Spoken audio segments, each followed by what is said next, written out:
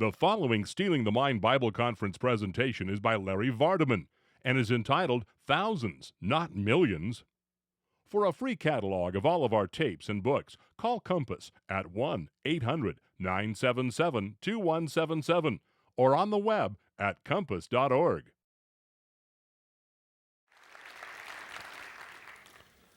Well, thank you very much. I'm really privileged and pleased to be here, particularly with the two bookends that I have with me tonight. Mike Riddle to get you all excited and thrilled about the start of this conference, and then Chuck Missler after me. I mean, you can't get any better bookends than this. Wonderful. I want to talk to you tonight about the RATE project, or what we are now calling thousands, not billions, because that turns out to be the result of this 8-year project that we've completed as of December of this last year. RATE stands for radioisotopes in the age of the earth. And this is one of the big problems that young earth creationists had to face.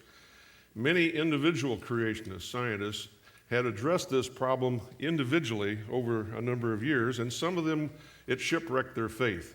And it is a big problem. It's one that we've been criticizing evolutionists for years, because there are evidences that from both the Bible and from science that the earth is young and that there is no such thing as billions and billions of years.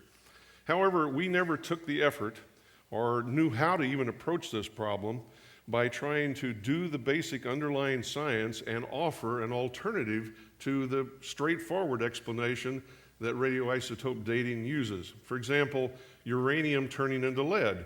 If you look in a rock and you can estimate how much uranium was there to start with, and you see how much lead is there now, and you know today how fast uranium converts into lead, it's a fairly straightforward problem to figure out how long that's been going on. And a very straightforward measurement says that it's been billions of years since that process started. Well, it can't be that way according to the Bible. But it was a really difficult problem for us to face. And this group of men that I'm going to show you here, the RATE group, attacked this problem with great fear and trepidation, because we were afraid by sticking our neck out and really attempting to solve this problem that we would bring embarrassment to the creationist cause and could possibly do irreparable damage to the whole movement. So when we took this on, it was not an easy thing to do, but we depended upon the Lord to provide. And He not only provided the funding for this project, which by the time it was all over was over $1.5 million over an 8-year period to do this kind of research, but He also provided the ideas and the answers, and they are consistent with the Word of God. That's what I want to share with you tonight. It's an exciting thing, and I'm just loving to be able to tell you about this. Yes, give praise to the Lord. Let me introduce the RATE team to you here. You can see me there in the front with the red tie. That's probably the only thing you could tell me apart from anybody else, right? I have this little eating problem. To the left in that picture, actually to my right, but in the left of the picture is Dr. John Baumgartner, a geophysicist. To my left in the picture is Dr. Russell Humphreys, a physicist. I should say where they're from. John Baumgartner was from the Los Alamos National Laboratories at the time we started the project, and was with them for the first 7 years, and at the last year of the project came to work full-time at ICR, retiring from Los Alamos. Dr. Russell Humphreys is a physicist. He was with the Sandia National Laboratories during most of the project, and then came to work for ICR as well at the end of that project. The next gentleman to the right in the picture is Dr. Gene Chaffin. He's a physicist at Bob Jones University. Behind him is Dr. Don DeYoung, president of the Creation Research Society and professor of astronomy at Grace College and Seminary in Winona Lake, Indiana. In the very middle of the picture is Dr. Stephen Austin, a geologist at the Institute for Creation Research. To his right is Dr. Andrew Snelling. I should say that Dr. Austin is a soft rock geologist. They have distinctions of specialties. Dr. Andrew Snelling is a hard rock geologist, and he is from Australia. Initially was with the Answers in Genesis on the first year of the project, and then was with ICR during the last 7 years. Back to the far right, in the very back of the picture, is Dr. Steve Boyd, who is a professor of Hebrew at Master's College and was with us for the last 4 years of the project doing a biblical study, not in the area of science, but a biblically related topic to help us have more credibility or to understand taking the Bible literally. The tallest gentleman in the back is Bill Hosch. He's a geological assistant to Dr. Austin and Dr. Snelling, did a lot of the laboratory work. The gentleman with the white hair is Dr. Kenneth Cumming, the academic dean at the Institute for Creation Research Graduate School and in charge of the overall research program at that time. And then the far back left is Dr. John Morris, the president of the Institute for Creation Research, and he has spoken at this conference previously. The final product from this project was the book Radioisotopes in the Age of the Earth, Volume 2. There was one that was produced in the year 2000. This last one was produced just this last fall. The first one is like a graduate student getting ready to do his thesis. It took the first 3 years of the project to write that first book, and basically it was a research design as to what we were going to do. And it did all the literature search, it reported on the literature search, laid out all the things that we were proposing to do. And then we had a 5-year phase of the project, which was the actual research, trying to carry out the things that we had decided we were going to try to accomplish. We accomplished most of everything that we tried. There was a few leftovers that we didn't quite get to, but we accomplished most of them. And this book reports on the results of that 5-year phase of the research. So 8 years total, ending this last fall. You'll have to excuse me, I've got a little cold here, so I'm going to be coughing from time to time. I'm sorry. Let me introduce the whole idea here to give you a sense of what we started with. The idea of the age of the earth is a really significant issue, and it's really the basis for evolution. If you don't have the millions or billions of years, evolution couldn't even occur. So if you do away with this concept of long ages, you can't have evolution to start with. But there's a lot of other impacts that this has on our whole thinking. The basic one is that it degrades the reliability of Scripture, because a very straightforward reading and understanding of Scripture says that the earth is thousands of years old, and the whole universe, in fact, is thousands of years old. But if there are billions of years, then you have to go back and do major violence to the Word of God. You can actually come up to maybe 10,000 years or so, not just the real short 6,000 years. Maybe you could extend it to 10,000 with a few adjustments in the father-son relationships and so on. But you can't go to millions or particularly billions of years. It really does violence to the Word of God. So it's significant, and it affects us as Christians most of all, but it influences our entire society and world around us. And it's really the basis behind all this science fiction that Mike Riddle was talking about. You know, the whole idea of evolution and creatures out throughout the universe and so on, all these millions and billions of years, it just really does incredible damage to our reliability and reliance upon the Word of God. And it's really subtle. I was an evolutionist in my early career, and I thought that way. And I just came to the point in my life where I had to have something better. I could not act as a Christian. I could not rely upon the Word of God until I got this resolved. And I know many of you in this room have probably had that same life experience where you've got to get to the bottom line and find out what the real truth is. The issue is that some Christians have accepted this and have compromised, and it's degraded the reliability of Scripture. So the question is the earth really old? And that was what we were trying to deal with. Now, some of the assumptions in radioisotope dating, there's actually 3 basic ones, are listed in this way. First of all, that if you have a parent element, like uranium, decaying into a daughter element, like lead, and there's all kinds of isotopes that do that, parents decaying into daughter elements. The assumption behind radioisotope dating, using these techniques to estimate how old rocks are, and from that how old the earth is and other objects, one of the basic assumptions is that there was no daughter element there to start with, that you start with 0 daughter element, and when you build up from 0, the amount that's there, based upon how fast the parent is decaying into the daughter, gives you a way to calculate the age. That's one of the basic assumptions. Another one is that the decay rate that we measure today has always been the way it is now. At that same rate that we measure today has been that way in the past. And finally, the third one is that this is a closed system, that you don't add more parent element or take away parent element. You don't add daughter element or take away daughter element. You have a way of being able to account for or assume that there's been no changes except in the decay from the parent to the daughter. Those three basic assumptions have to all be true in order to be able to use radioisotopes as a dating technique. Now, we had thought for a number of years that there was problems with the initial one, that there was no daughter element to start with, and we figured that that was probably one of the major reasons that radioisotope dating was going to be a problem. We also suspected that the closed system assumption was a major problem, that there was all kinds of contamination or increases or removal of either the parent or the daughter.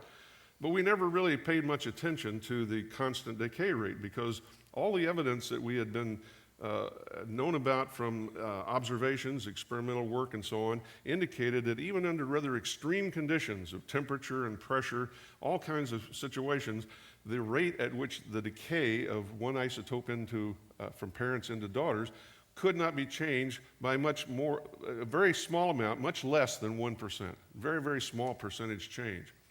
And yet it turns out in this work, we have found evidence that says that is the main one that's been at fault here. And in fact, it almost has to be when we stop to think about it now that we have the perspective we have now. And that is that we're talking 1 million or more difference between the radioisotope dating that's done in the conventional way from what we have evidence that it has actually occurred. That there was periods of time in the past in which there was major change or an increase or what we call accelerated decay. Now that's very controversial. Even for us, it took us the whole project to really come to grips with that and to be convinced that we were willing to go out and make that kind of a statement. Because you're really sticking your neck on the line when you make that kind of a thing. Any physicist will say to you, that can't be. And there's some other issues related to that, but that's what we found, and we've got evidence we believe to support that very well. So the hypotheses that we had at the end of the first 3 years that we decided to go out and do the research on were the following: that accelerated decay has occurred during creation at some point, and specifically at creation, at the curse, and during the flood, and maybe some other times as well. Now, at the creation is kind of an interesting problem. That raises some theological issues, which I don't have time to get into at this point, but those are all discussed in detail in that final book I told you about. So for those of you that really want to get into it, you can get that book. It's an 800-page tome on this subject. We call it our doorstop. For those of you that don't want to get quite that deep into it, we have a 200-page paperback that tries to summarize that in a little bit easier terms. At any rate, we believe that there was accelerated decay at the creation, at the curse, and during the flood, and possibly some other times. We believe that some of the daughter elements may have been primordial. That means that they were formed during the creation process itself. That's why I say at creation. It turns out the evidence we have can't explain all of the accelerated decay during the later events, that there had to be a significant amount of that done early on in the process. And finally, the radioactive processes have produced evidence of accelerated decay. That's really where we shine. We've got at least 3 major evidences for accelerated decay that I want to share with you tonight. Now, let me tell you a few things about the laboratory work that we did. First of all, we had to kind of set up some ideas on how we were going to approach this. First of all, to set up our own laboratory to do a lot of the experimental work would have required more money than we had available or anticipated having available for this project. For example, there was probably 8 or 10 different radioisotope chains that we had to explore, and you need to set up almost a completely different lab for each one of those. Each lab would have been several $100,000 worth of equipment to establish, plus you had to have technicians operating that equipment over a number of years to establish a baseline and confidence that we were getting real results. And to do that for a short-term project, even though 8 years seems like a long time, an 8-year project really couldn't amortize that expense over that project. So we decided to do our experimental work. We would we would send it out to commercial labs to do the actual experimental work. Now, what we would do is we'd collect the samples, we'd prepare the rocks, we would then send it to the lab for the analysis, and then get the data back, and then we would interpret it. So we were basically doing 3/4 of the work and paying the labs, the commercial labs, for doing that. Now, there's another reason for doing it that way, besides just expense, and that is that many people would not believe the results if we did this work ourselves in our own laboratory. For one thing, it takes years to be able to develop a credibility in a particular lab. And even if we did have that, because we are creationists, people who are evolutionists or long-agers would not believe or put much credibility on the work that we did. So we felt that it was probably best to do it that way.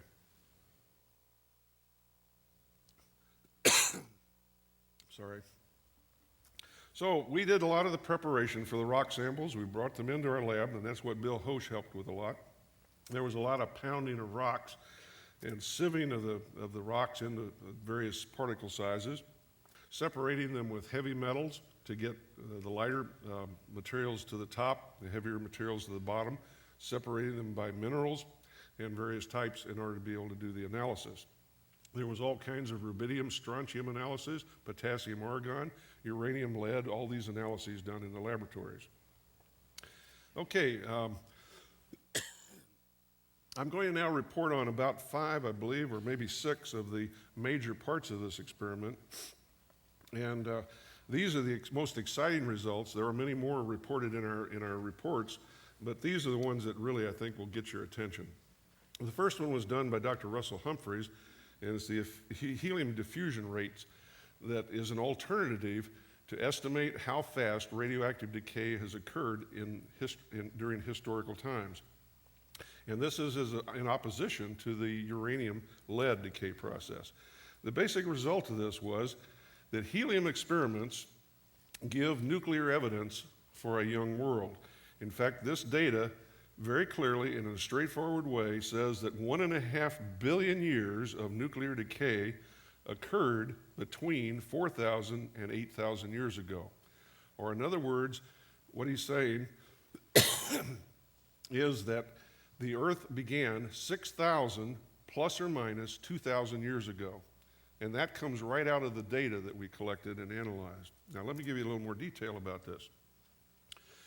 First, most of our work was done on something we call zircons. Zircons are small crystals of zirconium that are embedded in various types of rocks. And they're zirconium silicate. They're very small. They're on the order of 100 microns in size, or 2/100 of an inch in length. And they're inside the rock, and they have to be removed from the rock. You crush the rock and remove these zircons. And these zircons contain uranium and thorium atoms, which are radioactive. In fact, many of the rocks that are highly radioactive have a lot of zircons in them, which tend to have more uranium and thorium in them than other types of rock. Now, these are rather interesting particles because they will not melt at very low temperatures. You have to get them to the very high temperatures. In fact, rocks that have zircons in them can be melted in volcanoes and in magma, and the little zircons will remain solid. And they'll go through a volcano and come back out again, and you've still got the zircons. So they're kind of like a little capsule of information that you can work with. Here's a picture of some of these zircons. Yeah, there we go. There's different sizes of them. The ones that Dr. Humphreys worked with were relatively large. I'm going to be talking about zircons with Dr. Snelling in a few moments as well.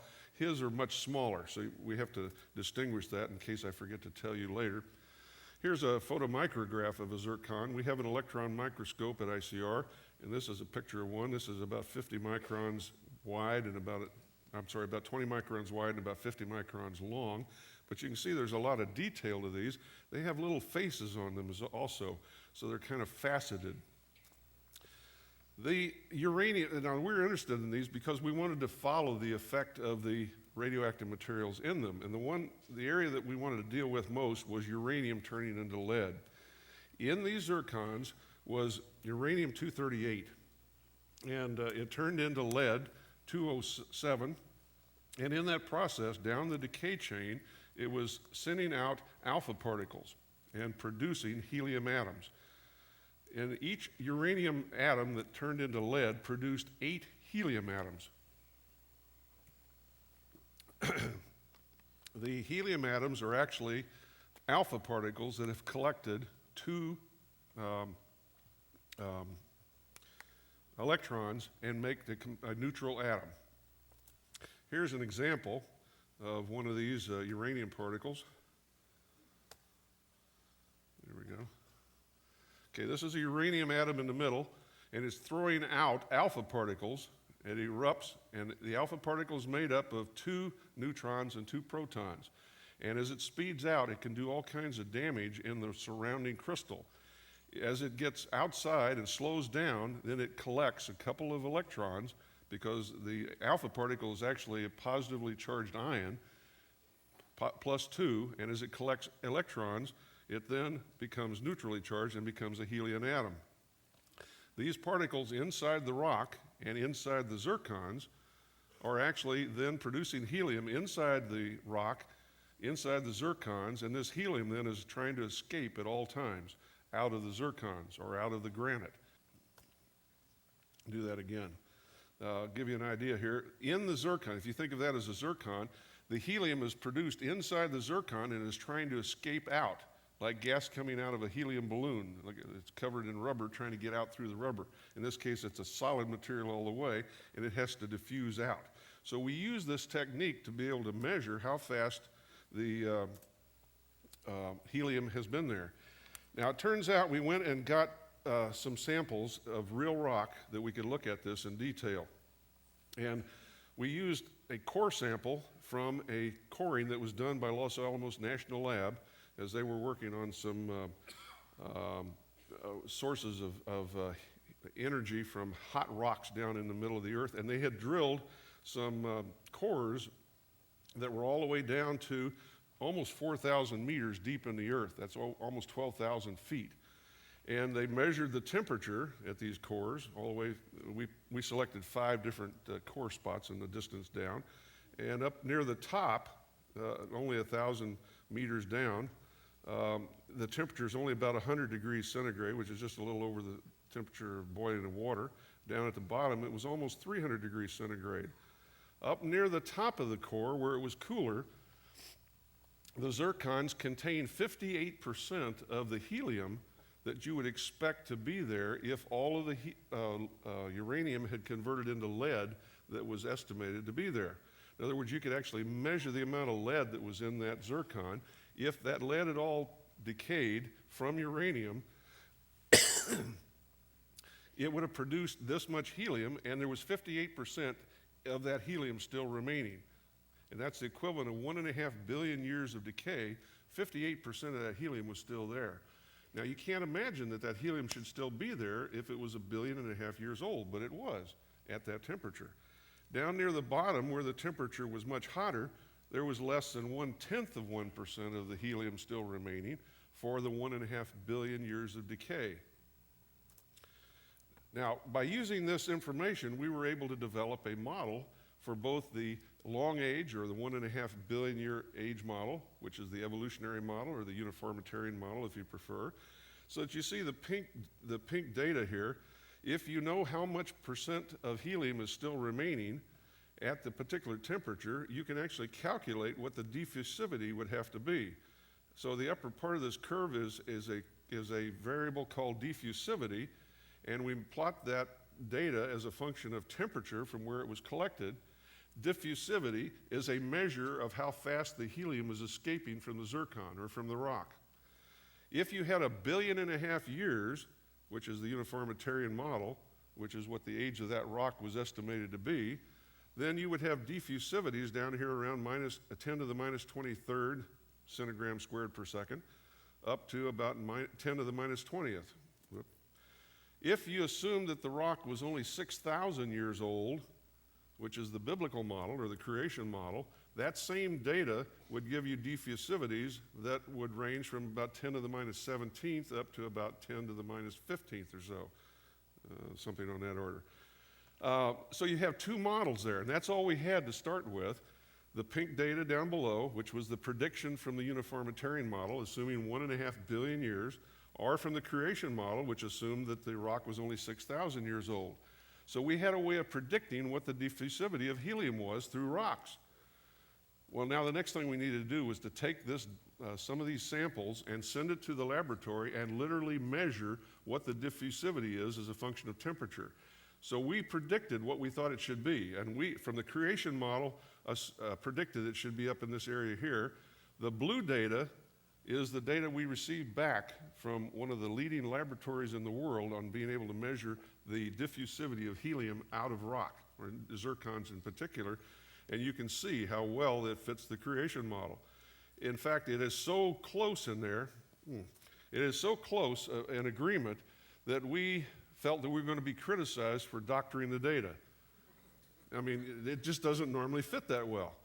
But we're talking about a factor of 100,000 times difference between the uniformitarian data, uniformitarian model, and the creation model in terms of this estimated diffusivity. And there is such a big, wide difference between that, we ought to be able to explain why that's the case.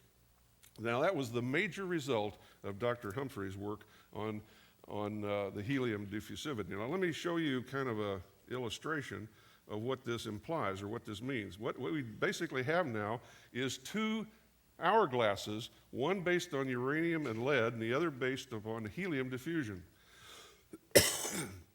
In the left hourglass, this is nuclear decay. In the top of the hourglass, it's assumed that you have lead converting into, uranium converting into lead at the bottom. And on the right hourglass, we have helium diffusing through the zircon. And we have, in the left hourglass here, the capability with the little spigot in the middle of changing the decay rate. Now, God is the only one that can do that. I mean, it's got a handle there that you can reach in there, but only God can reach in there and turn that. We don't know quite how he did it. But here we have uranium converting into lead at a rate that is accelerated when that knob is turned, and it's going at a high rate. During that time, it's releasing helium at a large rate, and we're showing this as filling up our zircons or our rock with helium, which is flowing through or diffusing out of the rock at a constant rate, no matter what the acceleration, no matter what the decay rate is. In other words, it's not affected by whatever that decay process was. As it does this, assuming there was a period of time in Earth history when this accelerated decay occurred with that knob turned, you'll notice the clock down at the bottom is approaching 1.5 billion years. Over on the right, this rate over here did not change at all during this time, and it was around 6,000 years. So at the end of the process, which is where we're at today, you go and you collect a rock sample, and based upon past occurrences or a historical event, you had an accelerated rate of decay in which the uranium converted into lead very rapidly. During that same time, helium was produced to fill up the zircon with helium, but it did not escape rapidly from the zircon, shown by the lower part of the hourglass. So you have two alternative ways of measuring time, and we believe that the measurement of time on the right, is the superior method. Not only because it agrees with the Bible, but because there's other evidences that we're going to present that is consistent with that as well. Okay, now that's probably going to raise all kinds of questions in your mind, and I'm sorry I'm not going to be able to answer all those. I'm giving you a summary here. Okay, let me give you some more exciting stuff that would relate to this, though. One of these is radio halo studies that Dr. Andrew Snelling did. Dr. Snelling looked at something called radio halos, which was first explored by a fellow by the name of Dr. Robert Gentry some 25 or 30 years ago. And these are little damage regions in the rock or zircons or granite where the radioactive materials such as uranium or polonium or thorium or other type of radioactive materials, as they throw out these alpha particles, they produce damage in a spherical shell around the radioactive center. And they produce discolorations out at certain distances that you can actually use like fingerprints to figure out what kind of radioactive isotope it was, whether it's uranium or thorium or polonium. And we collected granite samples from all over the world. We've collected now something like 20,000 samples and analyzed these. This one's here at Stone Mountain in Georgia. Another place that we've gone to is Yosemite with all the granite there. We've gone to the White Mountains in New York. We've collected samples in Australia and in Scandinavia and all kinds of places, and we're going to be doing more. And by the way, I have to warn you, I was Dr. Snelling's geological assistant on this project at Yosemite, and we decided to do a transect from Glacier Point down into the canyon about 6-7 miles further down, 3,000 or 4,000 feet lower. I carried the day pack. He collected the samples and put them in my day pack. Don't become a geological assistant. I had 40 pounds of rocks by the time we were at the bottom of the canyon. At any rate, here's an example of a radio halo. It's a little difficult to see it here. There are pictures that show up better when you're doing the analysis firsthand through the microscope and photographically. But the banding that you see there, you can see several bandings. The diameter of those circles, and this is a cross-section through that sphere, the diameter or radius of these bands tell you the energy level at which the alpha particles are ejected, and that in turn tells you and the number of those bands tells you exactly which radioisotope it is. So you can use that to estimate that. Now, here's an example. Now, here is where we're using a smaller zircon, and it's surrounded by biotite. If you've ever looked at granite, you've seen granite has a lot of white material and then a lot of little black flecks in it. And inside that black biotite is embedded these zircons, and they're very, very small, embedded in the black material in the granite rock. And as the alpha particles are ejected out, it produces these spherical radio halos in the biotite surrounding the zircons.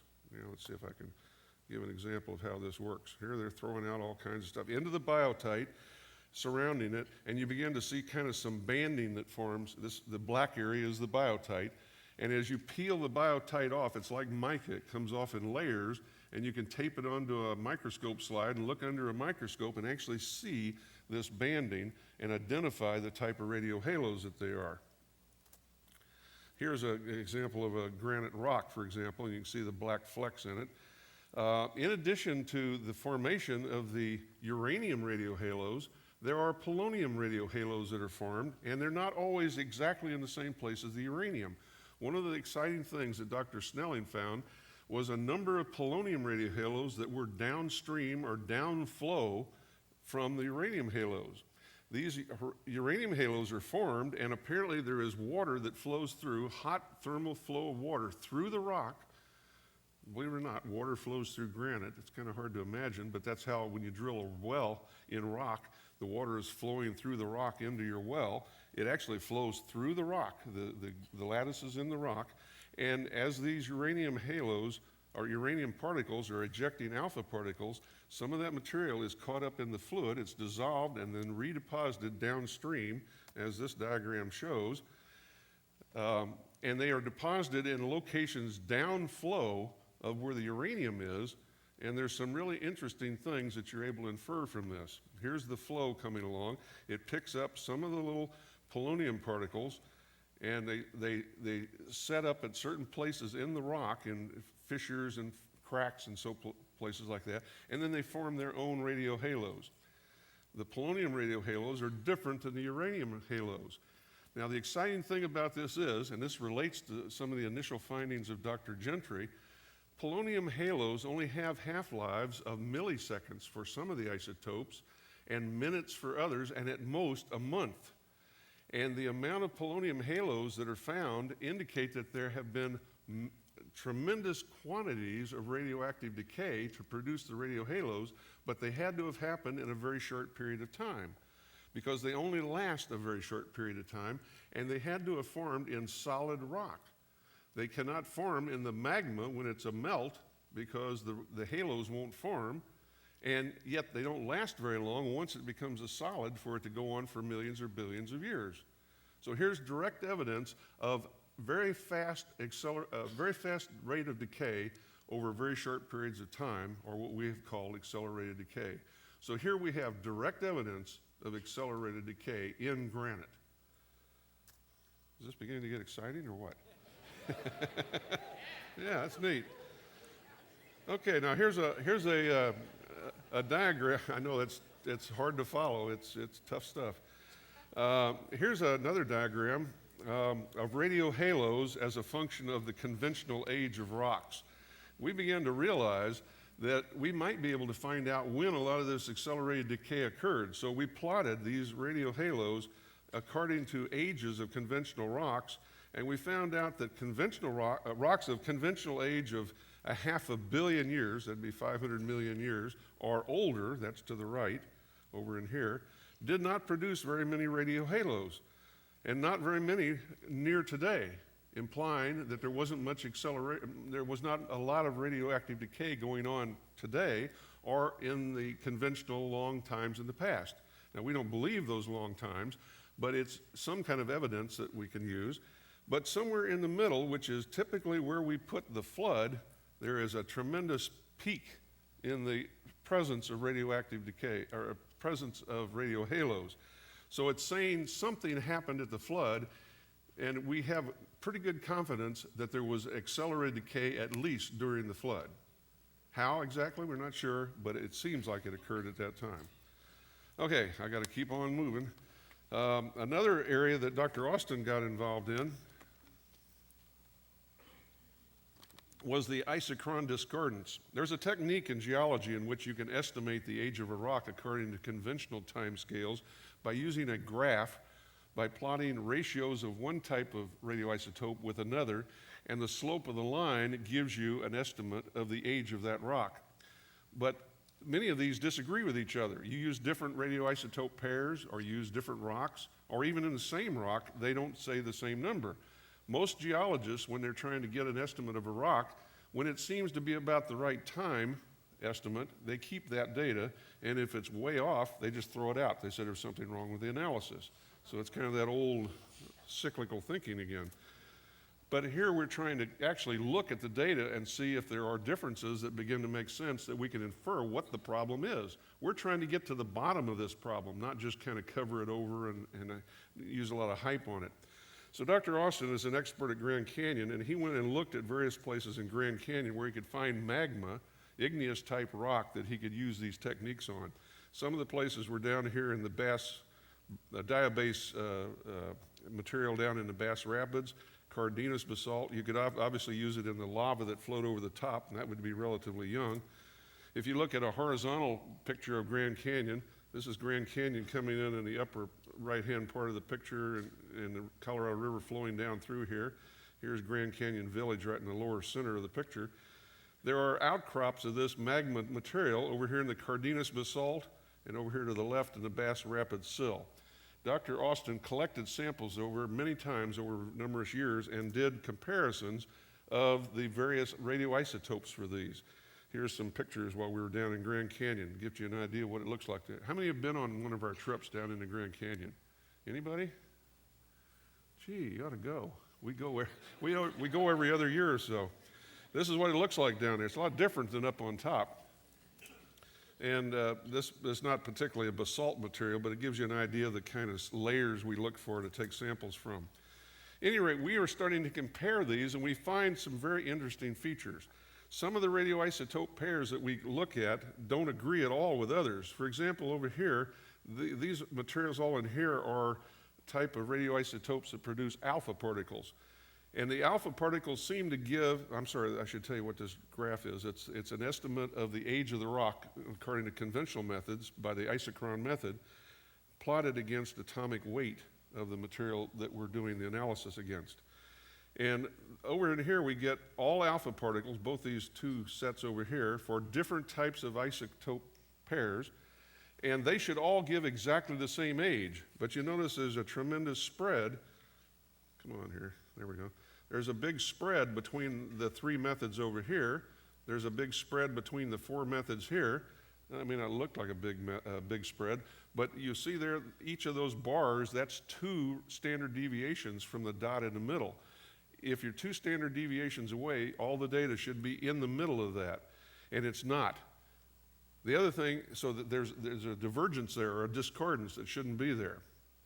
Over here, the data to the left is beta decay, and it typically is giving much less ages, lower ages than the alpha particles, and there seems to be some kind of a trend with atomic weight that is moving down this way.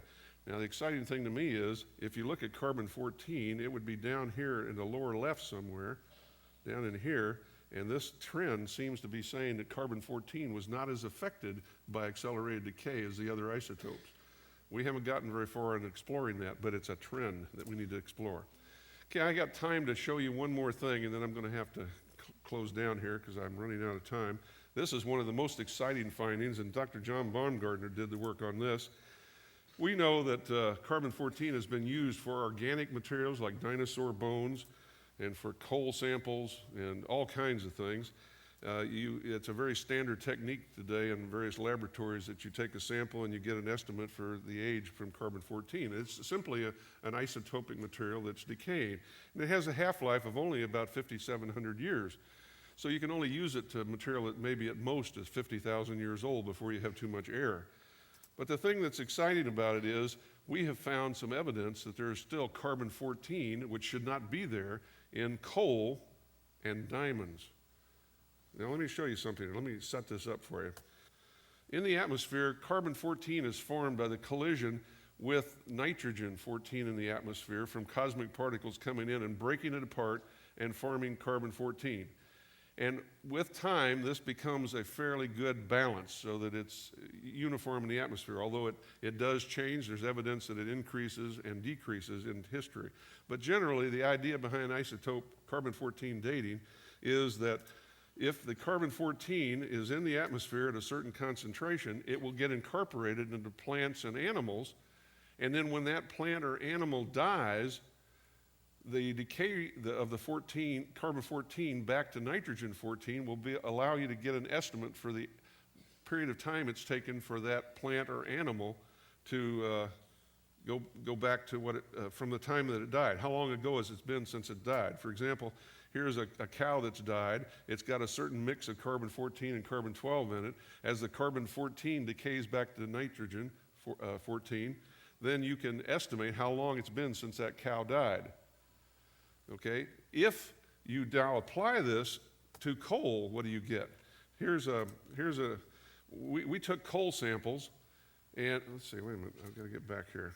Yeah, I've got to do this one yet.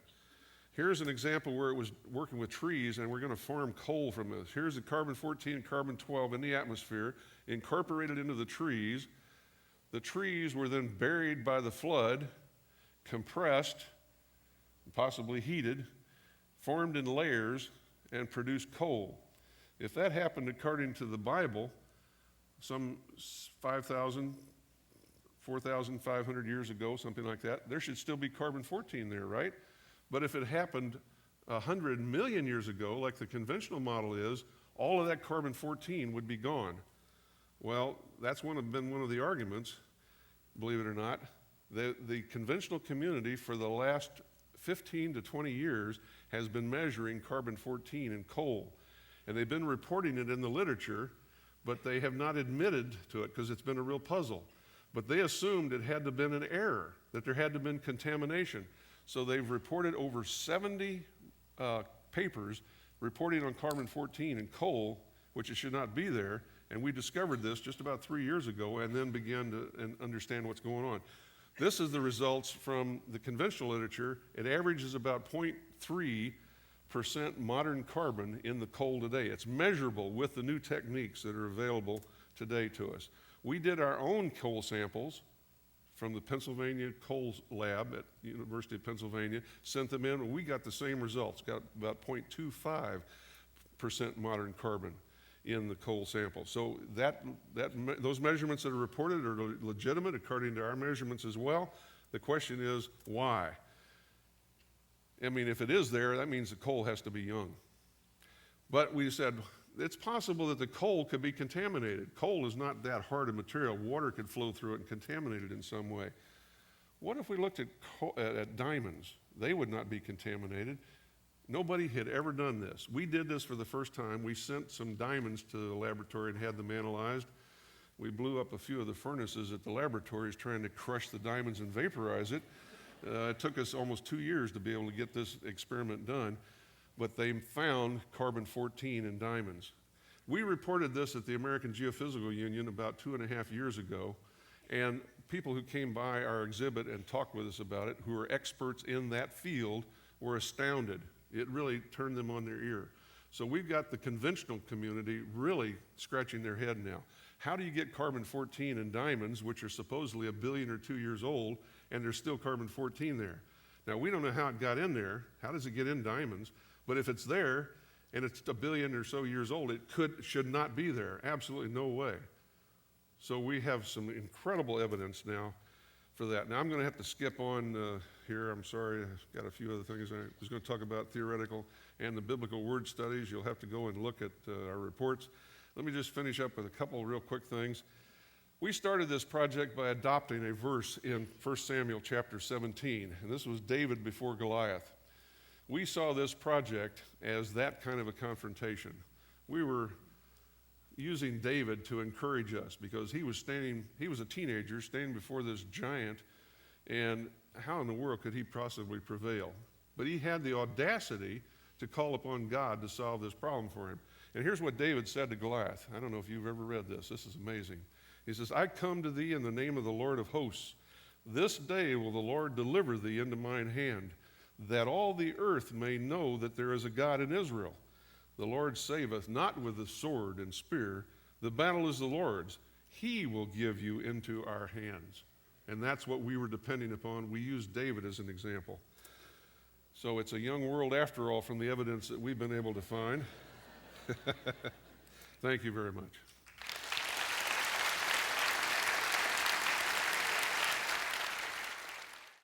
This has been Thousands, Not Millions, presented by Larry Vardiman.